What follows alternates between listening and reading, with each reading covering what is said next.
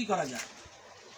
বিশেষ করে আমাদের সংগঠন এই শাহপুর তথা জগন্নাথ ইউনিয়ন আপনারাও বসবেন, বসে পরামর্শ করবেন কি করা যায়, কতটুকু করা সম্ভব।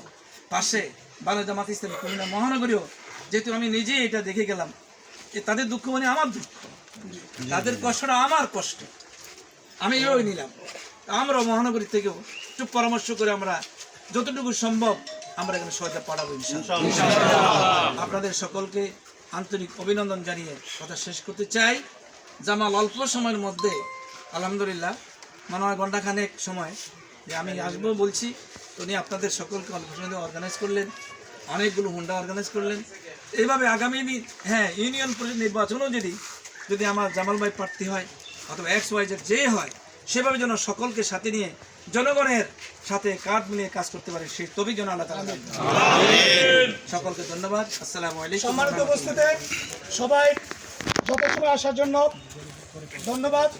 আর 7 নং ওয়ার্ডের পক্ষ থেকে আপনাদেরকে আন্তরিক মোবারকবাদ। আজকের প্রোগ্রাম এখানে শেষ করলাম। আসসালামু আলাইকুম।